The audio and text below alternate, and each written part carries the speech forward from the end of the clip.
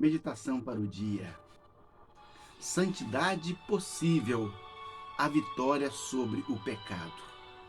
Ser santo é possível. É possível vencer o pecado? É possível. É possível ser perfeito aqui nesse mundo? É possível, porque a Bíblia diz isso.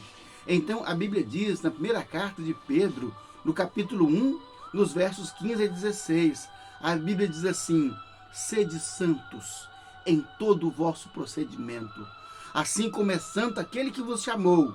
Sede santos, porque eu sou santo, diz o Senhor. Então nós encontramos um texto bíblico onde Deus fala diretamente que nós devemos ser santos, que nós devemos, como meta de vida, de relacionamento com Deus, devemos ser santos. É a segunda carta de Paulo a Timóteo, no capítulo 3, nos versos 16 e 17. A Bíblia fala assim, que a Escritura foi inspirada por Deus, para que o homem de Deus seja perfeito e perfeitamente habilitado para toda boa obra.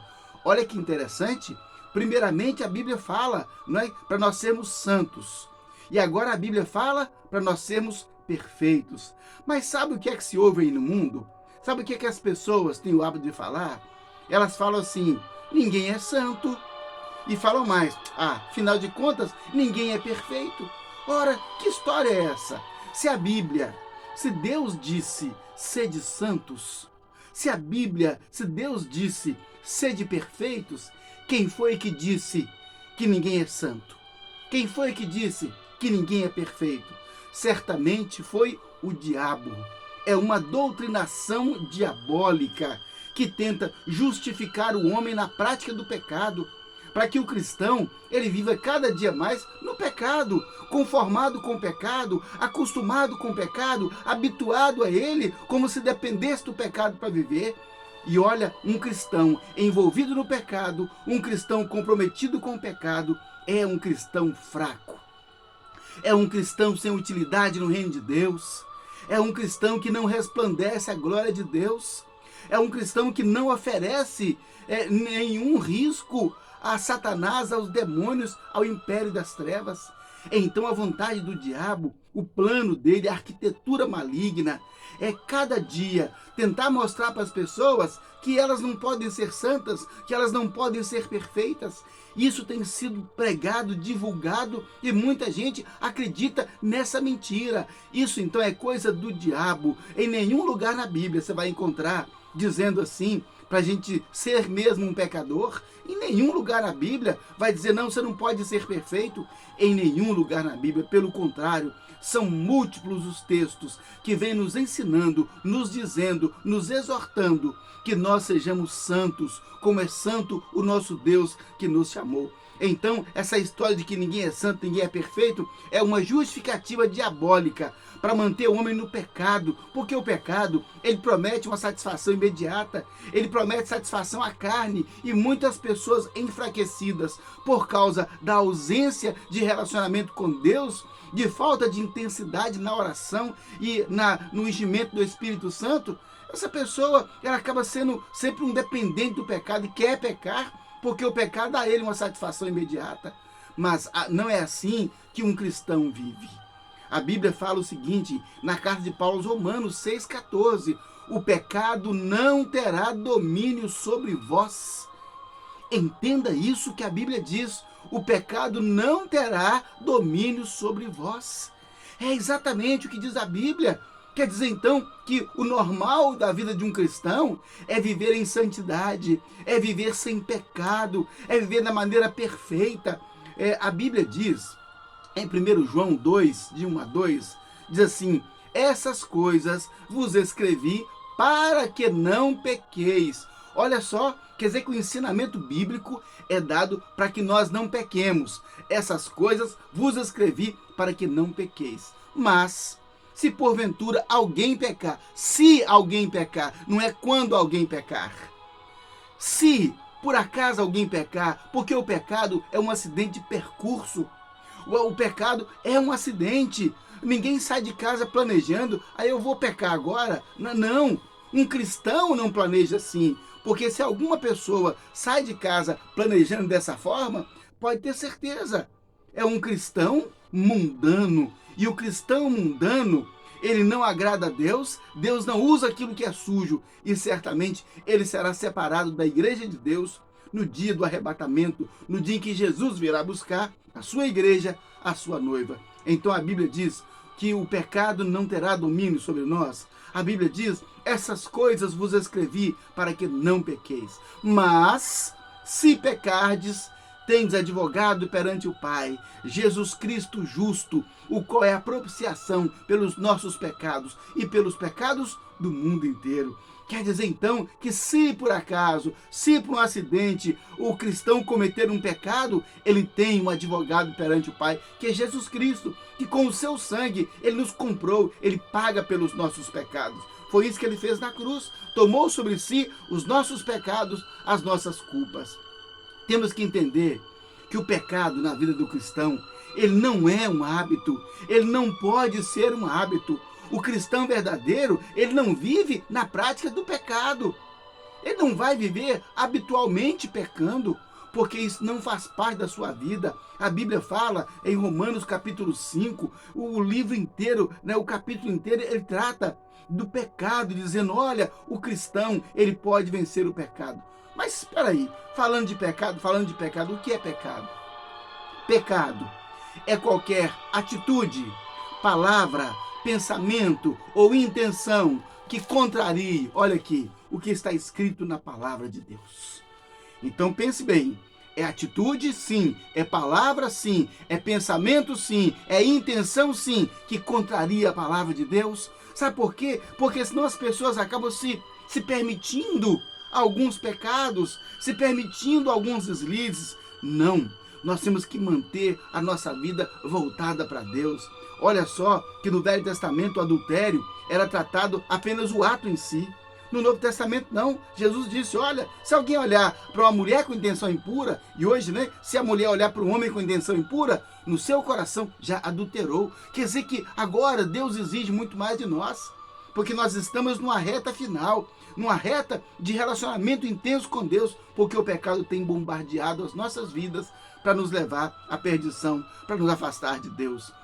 Então, o cristão não tem prazer no pecado, porque ele é nascido de Deus. É isso que diz a Bíblia, não há prazer no pecado. E mais ainda, a Bíblia diz em 1 João 3,8, diz assim, que aquele que vive pecando procede do diabo, porque o diabo peca desde o princípio. E para isso se manifestou o Filho de Deus, para destruir as obras do diabo. Olha o que a Bíblia diz em 1 João 3,8. Aquele que vive na prática do pecado procede do diabo, porque o diabo é que vive pecando desde o princípio. Mas para isso se manifestou o Filho de Deus, para destruir as obras do diabo. Então, meu amigo cristão, o desafio de Deus para nós é a santidade.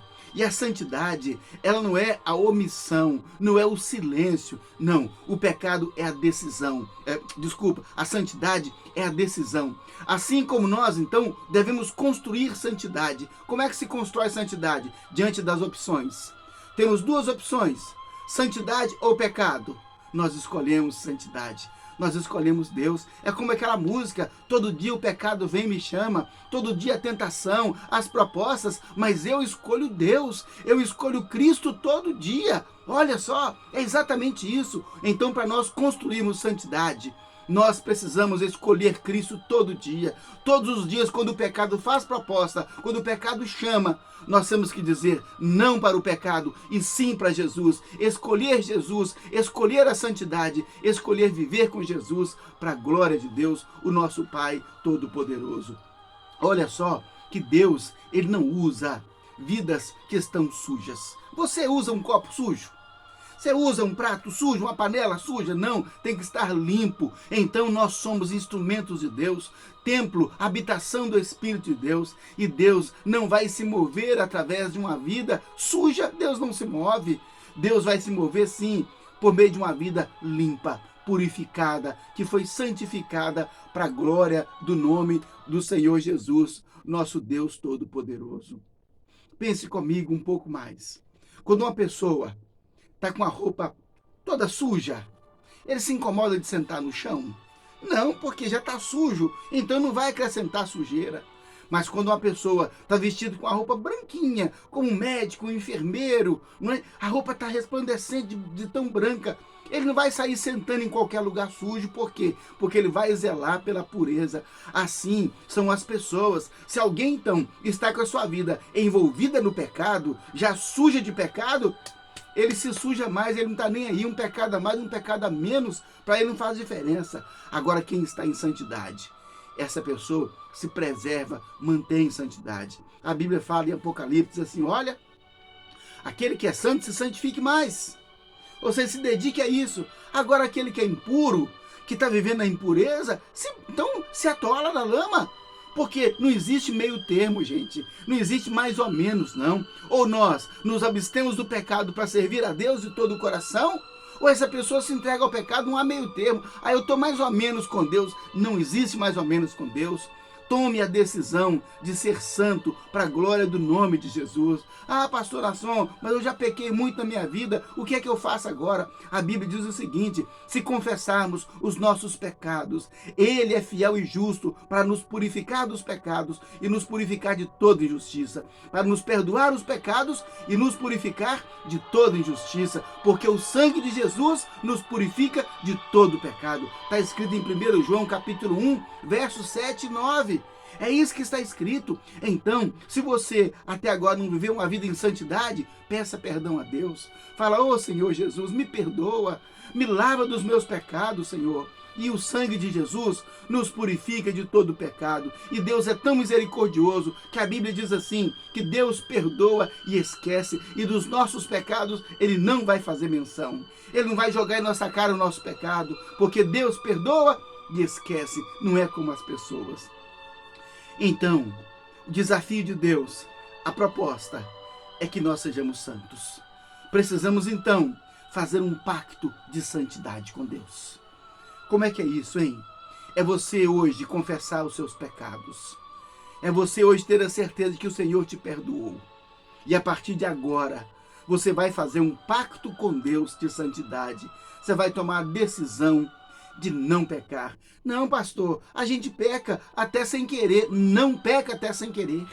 Ninguém peca sem querer. As pessoas pecam é porque querem. Sabe por quê? Porque todo pecado é um ato deliberado no tribunal da consciência humana.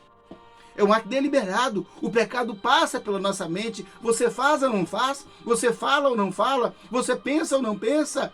Então, todo pecado é uma decisão. É uma deliberação que há no tribunal da consciência humana. E aí nós vamos escolher pecar ou não. É aí que se constrói a santidade. Quando vem o pecado, você diz não ao pecado. Eu escolho Deus, eu escolho ser santo, eu escolho ser cheio do Espírito Santo, eu escolho glorificar o nome do Senhor Jesus Cristo. Então, quando nós fazemos essa escolha, quando nós decidimos ser santo, e olha aqui, seja santo um dia de cada vez. Um dia de cada vez. Não fica preocupado, ai meu Deus, a vida inteira. Um dia de cada vez, uma hora de cada vez, eu escolho não pecar. Você vai dizer não para pornografia, você vai dizer não, para a sensualidade, você vai dizer não para a sua maneira de vestir, que provoca as pessoas na rua, com decote, com perna de fora, e o homem pela mesma forma, que sabe que a maneira de vestir vai seduzir. É santidade, gente. A palavra de Deus, ela requer de nós santidade. Então nós precisamos andar em santidade para a glória do Senhor nosso Deus Todo-Poderoso. Escolhemos isso e cada vez que você decide não pecar, que você decide viver com Jesus, ficar cheio do Espírito Santo, toda vez que você escolhe Deus, nós vamos sendo enchidos pelo Espírito Santo. O Espírito Santo vai nos enchendo e nos enchendo da glória de Deus, e nós vamos ficando cada vez mais próximos de Deus, porque Deus é santo, Deus se agrada da santidade. Quando Deus apareceu para Moisés e também para Josué, Deus falou com ele, tira a sandália dos pés, porque o lugar que você está é santo. Olha só, a presença de Deus, ela evoca a santidade, ela chama a santidade. Então, se nós queremos viver intimamente com Deus, se nós queremos ter o conhecimento profundo de Deus, se nós queremos ser instrumentos úteis a Deus, nós precisamos, em nome de Jesus, cultivar a santidade. E a santidade ela é construída um pouco a cada dia, quando nós escolhemos. Faça um pacto com Deus. E assim, quando você vai se abstendo do pecado e se enchendo do Espírito Santo, a nossa vida, ela começa a transbordar da glória de Deus. Ela começa a transbordar do Espírito Santo. E quanto mais a nossa vida transborda da glória de Deus e do Espírito Santo, mais as pessoas ao nosso redor são alcançadas pela virtude espiritual, porque nós vamos transbordar a glória de Deus, o amor de Deus, o fruto do Espírito Santo. Inevitavelmente nós vamos alcançar as pessoas ao nosso redor, porque a nossa vida vai transbordar de Deus para a glória do nome de Jesus. Então, gaste mais tempo com Deus, com as coisas de Deus, com a leitura da Bíblia, com a oração, com a meditação nas coisas de Deus. Viva uma vida para Deus, separe momentos para que você reflita com Deus e esteja em silêncio na presença de Deus. Você vai se encher do Espírito Santo, você vai se tornar um instrumento de Deus tão poderoso como você nunca imaginou que seria na sua vida, e você será uma outra pessoa. As pessoas vão olhar para você e dizer: quem é essa pessoa? Quem é esse homem? Quem é essa mulher? Porque Deus, a cada dia, transforma as nossas vidas de maneira sobrenatural. A santidade é possível. Nós vamos vencer o pecado. A vitória sobre o pecado, ela é prometida para o cristão, porque nós andamos com Deus, nós andamos na luz, nós não andamos nas trevas. Então, selecione a sua vida. Se você está acostumado a ver alguma coisa que te induz ao pecado, fuja disso, se esquive disso, e assim nós vamos ter santidade. Interessante que Jó, ele disse assim: fiz um pacto com os meus olhos, como é que eu os deteria em uma donzela? Ou seja, não fica olhando para a mulher na rua. É exatamente isso. Problema para muitos homens, problema para muitas mulheres, mas é a decisão de ser santo. Obrigado, meu Deus, por mais um dia de santidade. Obrigado, meu Deus. E agora que vem mais um e mais um para a glória do Senhor. Vamos orar? Senhor, meu Deus, Pai Todo-Poderoso, ó Deus de misericórdia, de bondade, Deus que é santo, justo e bom, nós estamos aqui, Pai, diante do Senhor, muitos, ó Deus, pesados pelo pecado, Senhor, sobrecarregados pela culpa, meu Deus, achando, ó Deus, que são indignos e que nem mais podem viver na presença do Senhor. Pai, em nome de Jesus, revela, Senhor, a Tua palavra libertadora. Ó Deus, libera sobre essa vida, Senhor, o perdão, o sangue de Jesus que lava, que perdoa, e a Sua bondade, ó Deus, que esquece os pecados cometidos. Porque, meu Deus, segundo a Sua misericórdia, o Senhor diz que dos nossos pecados não se lembraria, porque o Senhor perdoa e esquece. Então, Pai, eu te peço em nome de Jesus, perdoa. Esquece, Senhor, dos pecados que essa pessoa cometeu, dos pecados que nós cometemos, dos quais agora, meu Pai, nós nos arrependemos, Senhor, pedindo a lavagem no sangue de Jesus,